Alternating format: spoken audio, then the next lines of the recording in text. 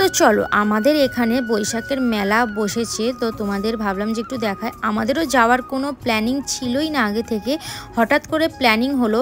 আর কিসের জন্য প্ল্যানিংটা হলো জানো? তোমার দাদাভাই কাছ থেকে বাড়ি আসার সময় দেখে না 4-5টা লোক এত বড় একটা পাঁঠা নিয়ে যাচ্ছে। আর ও তো জানি যে এই মন্দিরে মানে পাঁঠা বলি হবে। আর এই ভিডিওটা হচ্ছে নীলষষ্ঠীর দিনে। হ্যাঁ, তো নীলষষ্ঠীর দিনে ভিডিওটা আমি তো ভাবলাম যে এমনি ভাল লাগছিলো না, তোমার দাদাভাইকে বললাম যে বাড়ি এসে একটু বাইরের তো লস্যি মস্যি খেতে পারবো না কিছু, বাড়িতে এসে একটু টক দই এনে লস্যি করে দিও। তো রীতিমতো লস্যি করছে আর আমাদের সাথে এসব গল্প করছিল। ব্যাস আমার তো গেছে মটকাটা গরম হয়ে। আমি বললাম যে আমাকে নিয়ে যেতেই হবে, আমি কিছু শুনবো না। ঝটাফট করে তোমার দাদাভাই লস্যি করলো আর আমরা সবাই মিলে লস্যিটা খেলাম। বাট কেউ আসেনি, আমি তোমার দাদাভাই আর বাবুই এসছি। তো এত ভিড় আর এত পরিমাণে বাবার মাথায় জল ঢালা হচ্ছে। সামনেই একটা পুকুর রয়েছে এই মন্দিরে, আর পুরো কাদা জলে ভর্তি। আর এখানে দেখো সমস্ত লোকেরা, কত লোকেরা পাঁঠা নিয়ে আসছে। এগুলো তো মিডিয়াম সাইজের পাঁঠা, বাট এর থেকেও বড় বড় আছে। তোমাদের সেটা পরে ভিডিওতে দেখা যাবে। তো এখানে সবাই তো রীতিমতো নাচতে নাচতে মানে পাঁঠাগুলো নিয়ে আসছে। একটা কথা আমি বলবো, আমার অনেস্ট, আমার মন থেকে মানে বলছি, কারোর অনেকজনের হয়তো খারাপও লাগতে পারে। তো আমার না ঠিক বলিটা মানে ভাল লাগে না। মানে তুমি পাঁঠা বলি দিচ্ছ, তোমার মানসিক ছিল সেটা তোমার পূরণ হয়েছে, সেটা ভালো কথা। কিন্তু পাঁঠাগুলোকে বলিটা না দিয়ে তোমরা ওর রক্তটা মানে একটু গলা কেটে মানে রক্তটা জাস্ট নিয়ে ঠাকুরের কাছে নিবেদন করে দিলেই হয়ে যায়, তাকে মারার কোনো দরকার ছিল না। কিন্তু আমার এই জিনিসটা না সত্যি, আমি না ওখানে পাঁঠাগুলোকে যখন দেখছিলাম, মানে ওদের মুখের দিকে যখন তাকাচ্ছিলাম অবলা জানোয়ারদের দিকে, তখন না সত্যি আমার চোখ দিয়ে জল বেরিয়ে যাচ্ছিলো। জানি না কেন হঠাৎ আমার এটা মনে হলো, তাই জন্য আমি তোমাদের সাথে শেয়ার করলাম। অনেকজনের খারাপও লাগতে পারে। তো যাই হোক, এখানে একটা দেখলাম তারা মা সেজে রয়েছে একজন। এখানে এটা রয়েছে রাধাকৃষ্ণের মন্দির, আর একটা শিবলিঙ্গ তৈরি হয়েছে। এটা কিসের তৈরি হয়েছে আমি অবশ্য হাত দিয়ে দেখিনি। আর এই যে এখানে রাধাকৃষ্ণ স্বয়ং বসে রয়েছে। আর তোমাদের যে পুকুরের কথা বলছিলাম না, এই যে এখানে একটা পুকুর। সবাই দেখো এখন প্রায় বাজে 11টা, সবাই স্নান করছে, বাবার মাথায় জল ঢালছে। প্রচুর ভক্ত, ওই দূরে দেখো কত ভক্ত।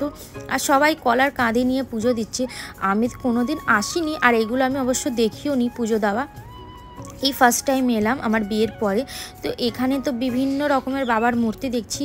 যারা পুজো করে গেছে তারা এই মন্দিরে ঠাকুর রেখে যান। তো সেইগুলোই আমার দেখে এত ভালো লাগলো, আমি ভাবলাম যে তোমাদেরও একটু দেখাই। তারপরে তো এখানে চলে এলাম। এখানে সবাই পুজো দিচ্ছিল, নিজের নিজের মনস্কামনা বলছিল। একটা জায়গা, নির্দিষ্ট জায়গায় একটা পুজো দিচ্ছিল। বাট কিসের ওপর পুজো দিচ্ছিল আমি বুঝতে পারিনি, কেন ফুলে ঢাকা ছিল প্রচণ্ড। তো যাই হোক, এখানে পুজো টুজো দেখে কিছুক্ষণ দাঁড়িয়ে, আর এখানেই সমস্ত পুজোর সামগ্রী সব বিক্রি হচ্ছিল। যাই হোক, এই যে তোমার দাদাভাই এই পাঁঠাটা দেখে আমাকে বলেছে, আর আমার তো আগ্রহ আরও বেড়ে গেছে যে এত বড় পাঁঠাও বলি হয় নাকি। তো যাই হোক, এই দেখো কত বড় পাঁঠা জানো, এই পাঁঠাটাই তো মিনিমাম 35 কিলো তো হবেই, প্রচুর বড়। তোমরা যদি সামনে দিয়ে না দেখবে না বিশ্বাস করবে না। আমিও তো দেখে অবাক হয়ে গেছি, এত বড় পাঁঠা।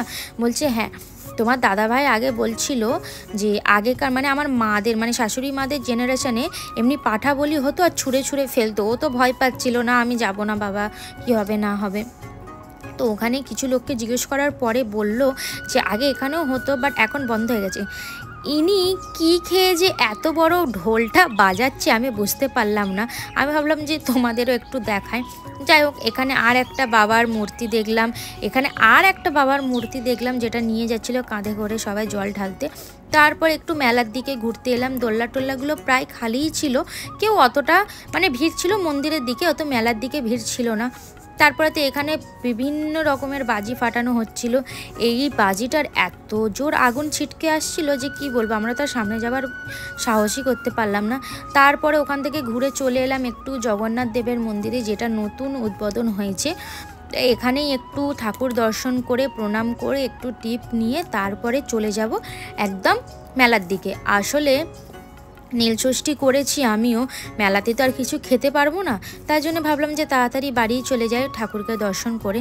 তাই জন্য এখানে তাড়াতাড়ি করে জগন্নাথ দেবকে হনুমানজিকে, তারপরে তোমার রাম লক্ষ্মণ আর সীতা মাতাকে দর্শন করে এবার আমরা চলে এলাম মেলার দিকে। মেলায় টুকিটাকি জিনিস কিনলাম, তারপরে বাড়ির দিকে রওনা হলাম। তো চলো, ভিডিওটা কেমন লাগলো অবশ্যই জানিও, ভালো লাগলে like, comment, share and subscribe করো। তো চলো আজকের মতন টাটা, গুড নাইট।